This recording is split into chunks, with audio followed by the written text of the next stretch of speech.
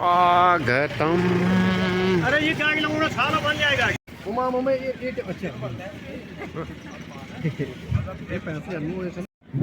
ये है sports stadium Gopeshwar college के सामने। और जैसा आप देख रहे हैं आज यहाँ पे नमामि गंगे के तहत एक शानदार प्रोग्राम रखा हुआ है, जिसमें हम अभी जा रहे हैं। देखना है क्या क्या आज यहाँ पे किन चीज़ों पे आज चर्चा हो रही है। तो आइए सीधा चलते हैं। कुछ यहाँ पे स्टॉल लगे हैं, आपको दिखाते हैं। बने रहे मेरे यूट्यूब चैनल पहाड़ों को वासी के साथ।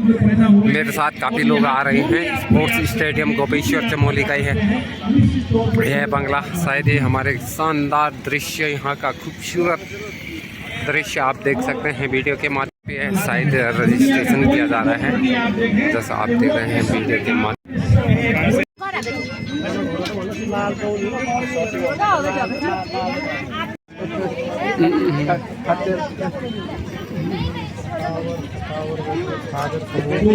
बहुत ही धन्यवाद। स्वच्छता को बढ़ावा मिल रहा है, क्योंकि शांति से जो आवागमन आपको भूमि में हो रही है, हम स्वच्छता का ध्यान रखते हुए उसके लिए तो मैं आपको कुछ तकनीकी सेक्शन की तरफ ले गया हूँ। बहनों भाइयों, मंच पर आसीन हमारे सीएओ साहब और अन्य विभाग से आए हुए नमामि गंगे के तहत विभिन्न स्वयं सहायता समूह के द्वारा यहाँ पे स्टॉल लगाए गए हैं, जिसमें लोकल उत्पादन रखे गए हैं। जैसा आप देख रहे हैं काफ़ी माल्टे मोल्टे रखे हुए हैं, लोकल उत्पादन रखे हुए हैं।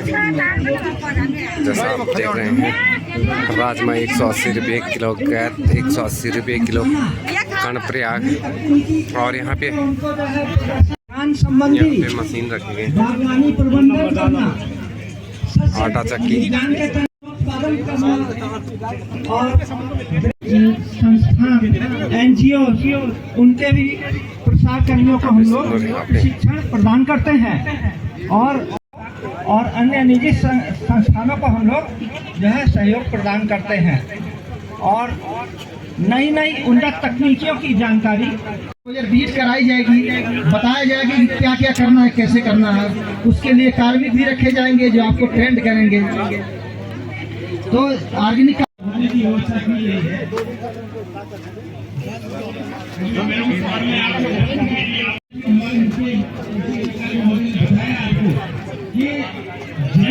हैं तो वहाँ आपको उसकी भी जरूरत पड़ती है। तो इस तरीके से हम उसको सारगर्भित तरीके से लेके चल रहे हैं। हम दो हमारे दो, तो एक परिवार आपके हम दो हमारे दो नहीं, 5 होने चाहिए। एक आपका सदस्य कौन होना चाहिए?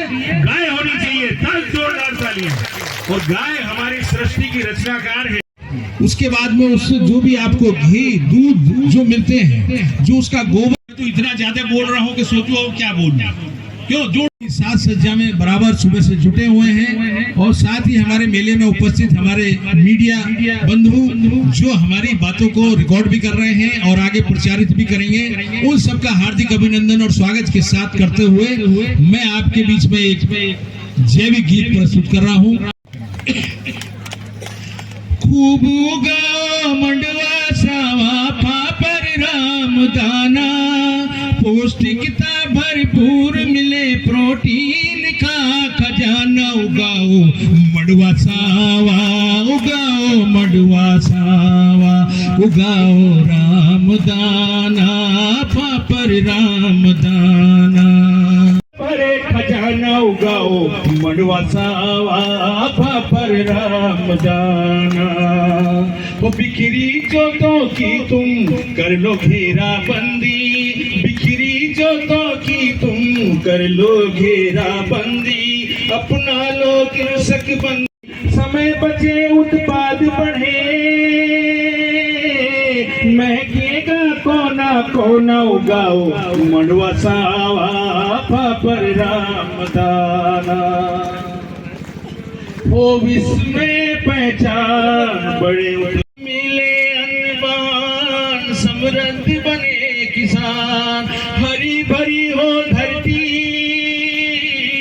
हरी भरी हो धरती और सुरक्षित रहे हिमालय। उगाओ मंडवा सावा, पापर राम दाना। सब लोग बोलेंगे तालियों के साथ, खूब उगाओ मंडुआ सावा पापर राम दाना, खूब उगाओ मंडुआ सावा पापर राम दाना, उगाओ मंडुआ सावा पापर राम दाना, सावा पापर राम दाना। मेरे ख्याल है थोड़ी ऊर्जा आई आपको। तो ये ऐसे उत्पाद है, इसकी पावर ऐसी है कि देवता भी तरसते हैं, देवताओं को भोग लगता है, और विदेशी तो जीव लपलपाए बैठे हैं कब आप प्रोडक्ट दें और कब आपका माल खरीदें। तो आप उत्पादक हैं, आप ग्रोवर हैं, जितना पैदावार देंगे उतना अच्छा आपको रेट मिलेगा और आपके सपने अवश्य इस जैविक धरती से ही पूर्ण होंगे। जोरदार तालियों के साथ अपने लिए तालियां बजाइए। धन्यवाद।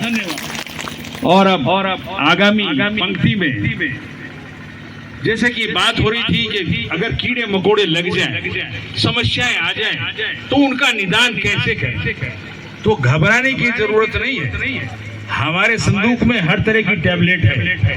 तो मैं आमंत्रित कर रहा हूं हमारे केवीके की एकदम नवनियुक्त और काफी विचारशील और ओजस्वी विज्ञान के युग के साथ में पैदा हुई डॉक्टर हिना हमारे बीच में उपस्थित है। डॉक्टर हिना मैं आपको आमंत्रित कर रहा हूं कि किस तरह से रसायनों को जैविक तरीके से आप इस्तेमाल करेंगे, क्या उपयोग करेंगे, क्या सावधानियां बरतेंगे, इस पे पूरी जानकारी।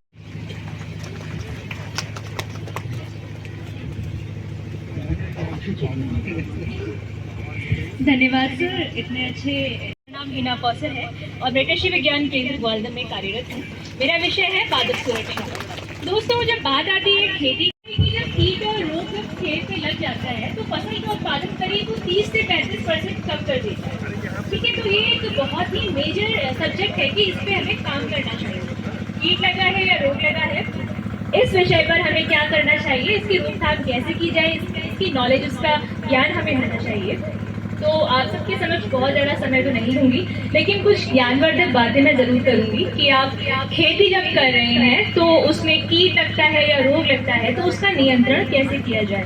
जैसे कि ये नमामि गंगे के तहत जो मेला लगा है, इसमें जैविक की बात ज़्यादा हुई है, और वैसे भी आने वाले समय में जो उत्तराखंड स्टेट है वो ऑर्गेनिक ही डिक्लेयर होने वाला है। मतलब अब बिल्कुल समय बाद यहाँ पर पूरी तरह से प्रतिबंध लग जाएगा किसी प्रकार के रसायन, पेस्टिसाइड वगैरह में। तो हम बात करते हैं कि वो जैविक तरीके क्या हैं कि जिसके द्वारा हम क्या कर सकते हैं, हम अपने खेत में जो है लगने वाले रोग और कीट को नियंत्रित कर सकते हैं।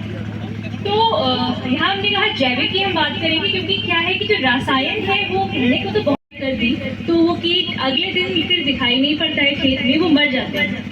लेकिन क्या आपको पता है कि वो एक जहर खा के कीट तो मर रहा है, क्या आपके स्वास्थ्य को प्रभाव पड़ता है उससे? बहुत ज़्यादा प्रभाव पड़ता है। जब एक रसायन का आप प्रयोग करते हैं तो वो रसायन आपके अंदर भी जाता है, और कुछ समय बाद जाते धीरे धीरे वो आपको कैंसर जैसी विनाशकारी एक बहुत ज़्यादा मृत्युदायी बीमारी से भी ग्रसित कर सकता है।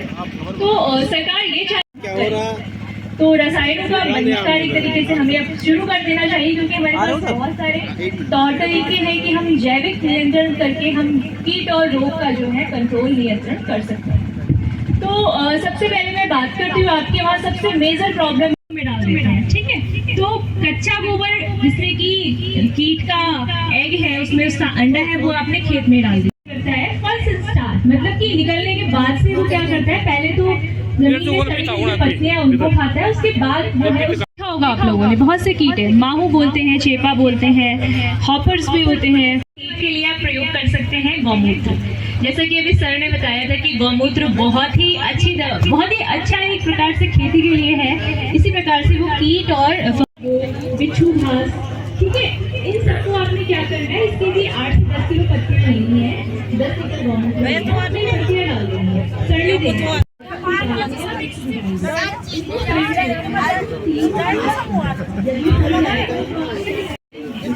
लड़का कौन तुमको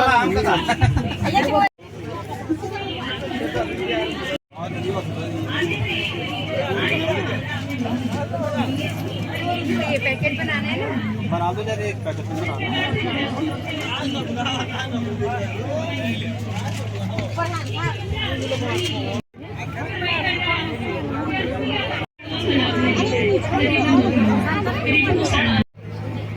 और इसमें एक वनस्पति है धतूरा, सभी लोग जानते होंगे धतूरा।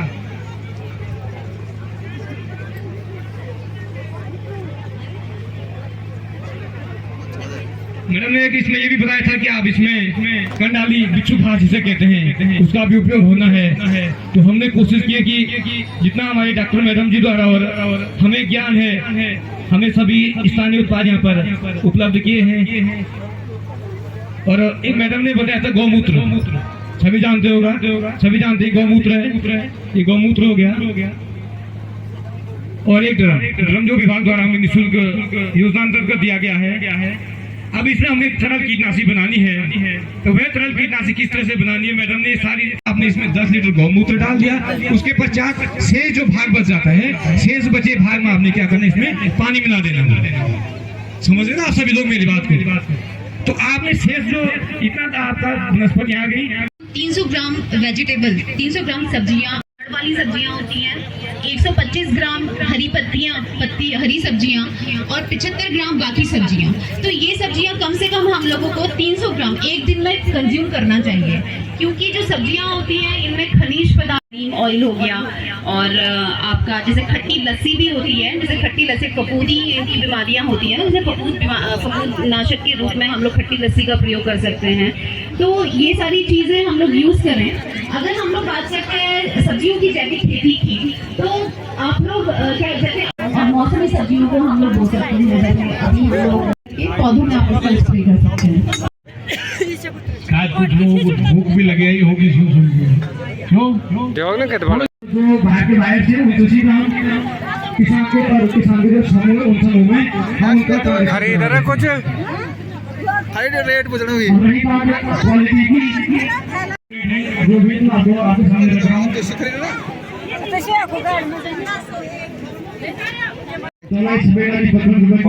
कोई स्थानीय उत्पाद ही और आपको मार्केट नहीं मिल पा रहे हैं, तो आप